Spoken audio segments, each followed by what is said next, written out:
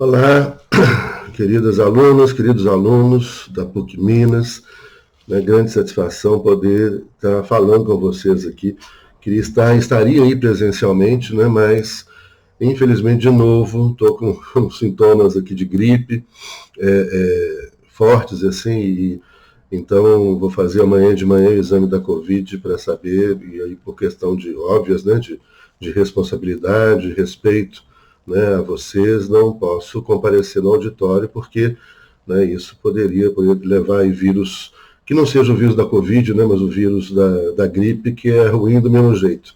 Então, por esse motivo, eu fiz essa gravação, onde vou conversar rapidamente, trazer aqui algumas reflexões, né, dentro do tempo também que eu falaria, né, presencialmente, né, talvez com um pouco mais de objetividade, mas trazendo essa discussão importante sobre a questão da democracia, do Estado Democrático de Direito e do momento que a gente está vivendo.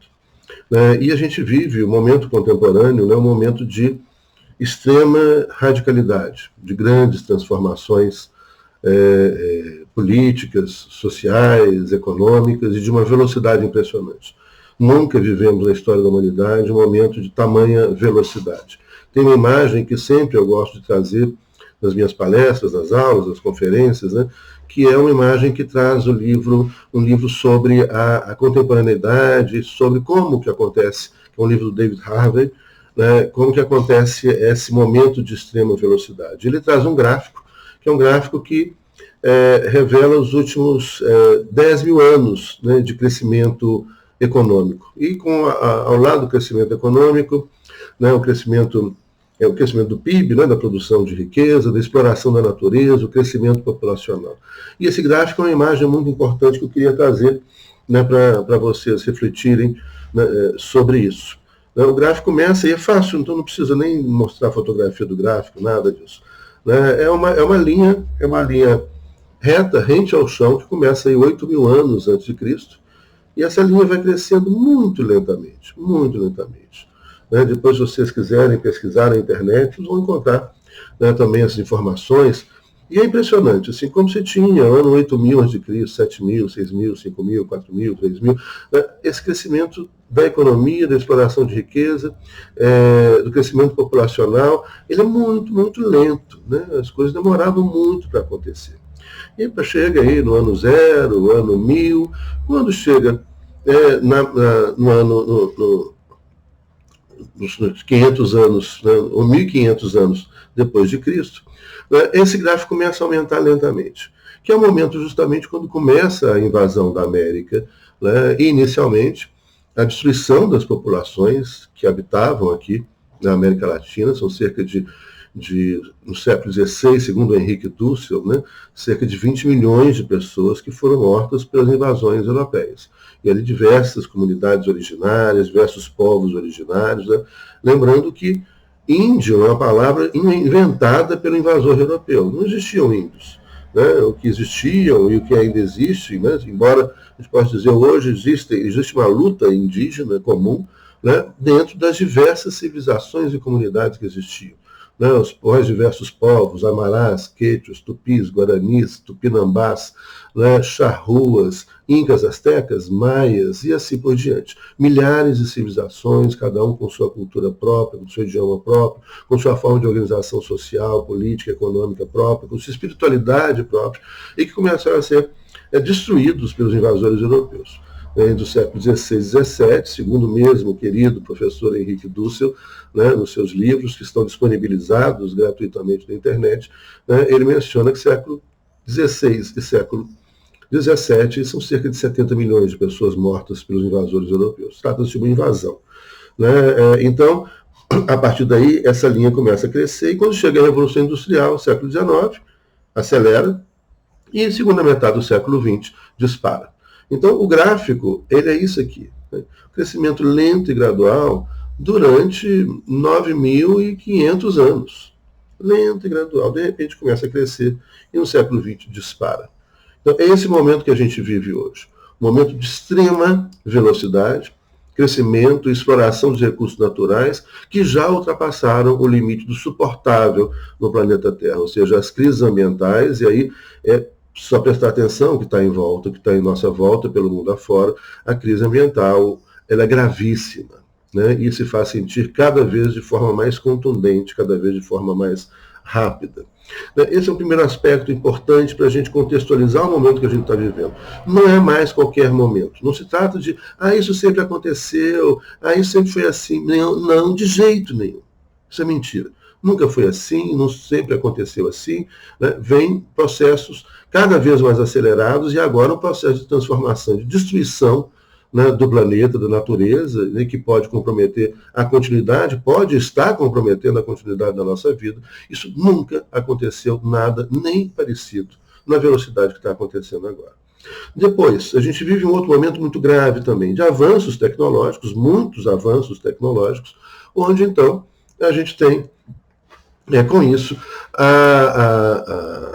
a mudança da nossa vida, né? E principalmente a gente mergulha dentro de uma sociedade que é uma sociedade da informação, da alta tecnologia, da inteligência artificial, onde a nossa vida é super controlada.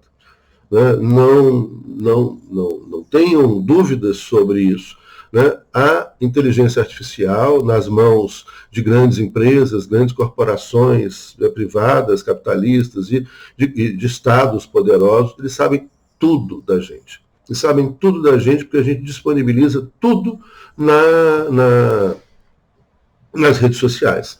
Cada vez que a gente entra e fica mergulhado nesses aparelhinhos, né, a gente está fornecendo, a gente está trabalhando para essas empresas, e o produto dessas empresas, a gente vai falar, mas a gente não paga nada pelo WhatsApp, né, não paga nada pelo Instagram, mas a gente está trabalhando e não recebe nada. Né? E o produto que a gente está oferecendo gratuitamente para essas empresas, que vão ganhar fortunas, né, às nossas custas, é a informação sobre nós mesmos. Ou seja, nós estamos vendendo informação sobre nós.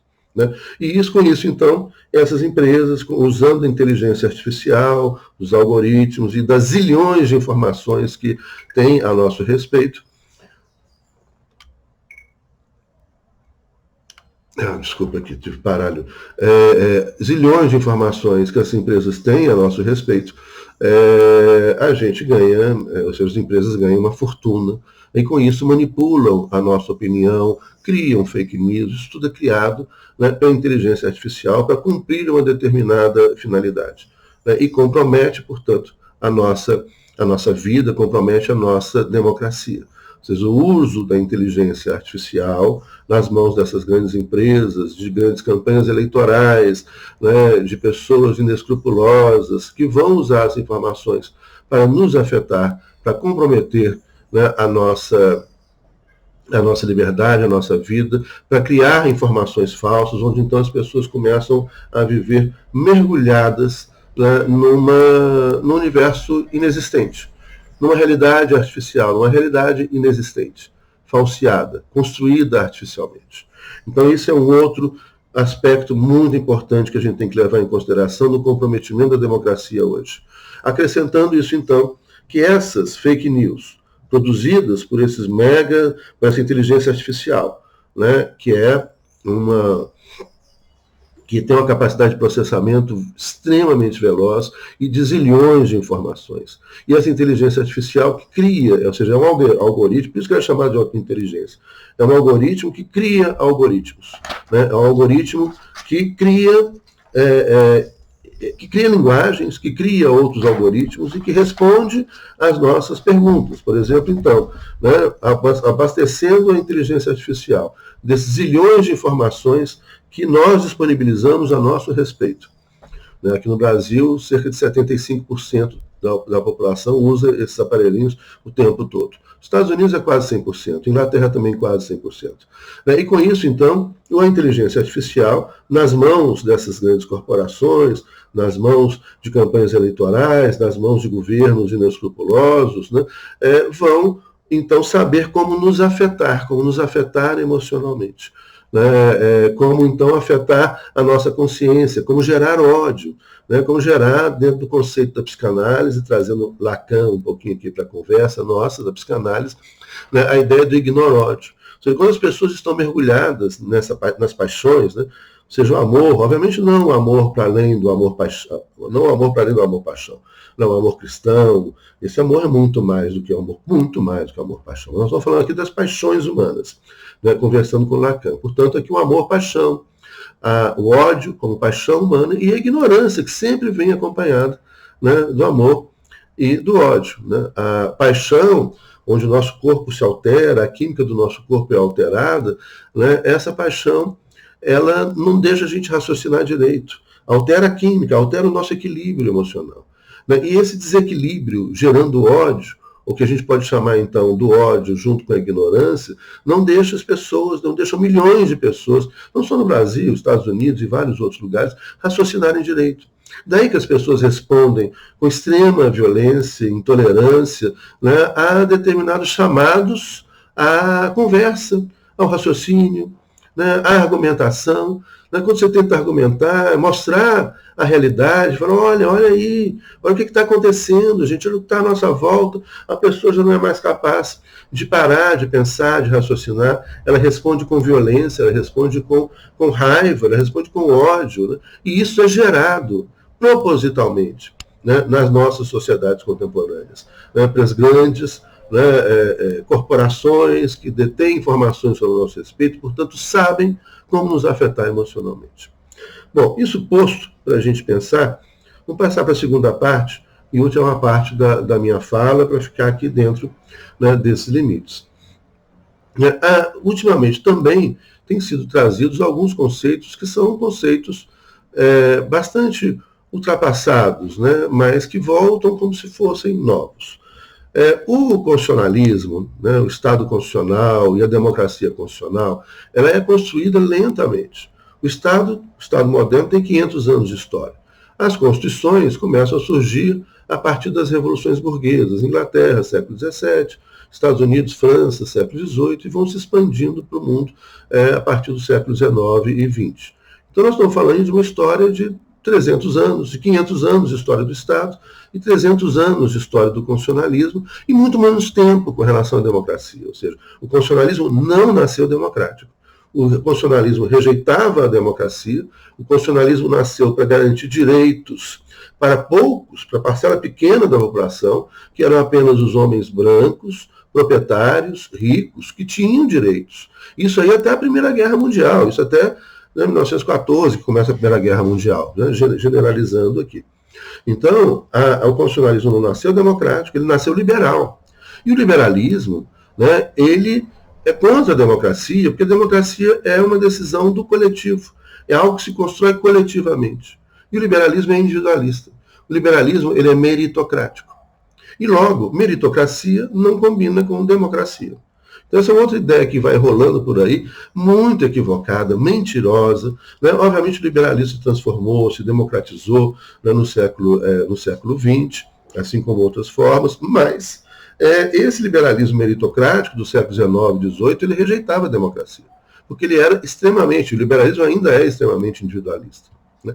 Só que ele era um individualista que não admitia a democracia como sendo algo que representa a vontade coletiva, como sendo uma construção coletiva, como sendo uma construção comunitária e não individual. Já a meritocracia era individualista. Um exemplo aqui para a gente entender isso rápido e aí vou caminhando para o final. Né? A meritocracia, por exemplo, nas constituições liberais do século XIX, a nossa Constituição de 1824, né, ela estabelecia um sistema meritocrático, não democrático. Como é que era na Constituição de 1824? Para a pessoa votar, para escolher as pessoas que votariam para escolher o deputado, a pessoa tinha que ter uma renda anual de R$100 mil. Um sujeito de classe média. Né? Para a pessoa poder votar para deputado, ela tinha que ter um mérito maior. Ela tinha que ter uma renda anual de R$200 mil. O dobro daquele outro que só pode escolher o colégio eleitoral que vai escolher o deputado. Para poder ser deputado, né, ser candidato e ser deputado, tinha que ter uma renda anual de R$400 mil. Ou seja, o mérito, e aí o que está medindo no liberalismo é o mérito econômico, é o mérito de R$400 mil. 4 vezes a mais daquele que tem menos méritos. Ou seja, daquele que só pode votar para escolher o que vai votar para deputado. R$100 mil. Para ser deputado tem que ter uma renda de R$400 mil. Tem que ter um mérito de R$400 mil. E para ser candidato a senador, e é o Senado que decidia tudo, você tinha que ter uma renda anual de R$ 800.000. 8 vezes daquele inicial, que pode participar do processo político apenas escolhendo aquelas pessoas que vão escolher o deputado. Então, isso é a meritocracia. A meritocracia econômica, quanto mais rico, mais méritos tem, mais direitos tem, mais pode participar da democracia. O pobre não pode participar, porque ele não tem méritos. Então, é importante pensar, quando começa a falar em meritocracia, essas outras coisas, essas coisas do passado, né, do século XVIII, obviamente que há um espaço da meritocracia. A universidade é um espaço da meritocracia. Mas é outro mérito, que não é o mérito econômico, é o mérito do estudo. Quanto mais você estuda, quanto mais cursos faz especialização, mestrado, doutorado, mais você vai subindo na carreira docente. Então, é uma instituição que pode funcionar, né, com mecanismos democráticos e mecanismos meritocráticos. Pode. Agora, numa sociedade aberta, né, numa sociedade livre, né, e democrática, todo mundo, né, tem que participar da democracia. Todo mundo pode participar da democracia, ou deve poder. Daí que não se combina meritocracia com democracia. Então, há determinadas ideias que a gente precisa se informar e estar ligado nisso para ir ultrapassando, né, essas ideias antiquadas que muitas vezes são apresentadas como ideias que fossem, como se fossem novas, e que funcionaram para meia dúzia de pessoas, e tem isso também, que nunca funcionaram para todo mundo, não foi para todo mundo. Então, nesse momento, né, de democracia, né, de voto, etc., é muito importante a gente refletir, afastar o ódio, afastar as mentiras, as manipulações, as fake news, afastar as ideias antiquadas que são apresentadas como se fossem ideias novas, aprender com a história, né, e pensar com muita calma, com muito amor. Lembrando que a única maneira de vencer o ódio é com muito amor. Né? É uma guerra de afetos. Esse ignoródio, esse ódio gerado entre nós, né, pelo mundo afora. E a única maneira de vencer o ódio é com o amor. Não é possível vencer o ódio com o ódio. Aí nós já estaremos completamente derrotados. Portanto, muita paciência, né, muito coração aberto, né, muito amor no coração, para que a gente possa ajudar as pessoas que estão mergulhadas no ódio, na raiva, na defesa da violência, do armamentismo, de defender, né, o amor, de defender a paz, né, e muito carinho, muita paciência com essas pessoas. Porque a gente só vai conseguir ajudar essas pessoas a saírem do mergulho, do ignoródio, do ódio, no qual elas foram mergulhadas por políticas que são cientificamente construídas, né, pelo uso da inteligência artificial, né, desse algoritmo que cria algoritmos, pelo uso da afetação emocional, né, com o conhecimento das ciências psi, né, ajudar essas pessoas a saírem desse mergulho no ódio, né, dessa cegueira que o ódio traz para qualquer pessoa, né, e voltarem a ter amor no coração. Né, e com amor no coração que a gente vai construir, né, uma sociedade livre,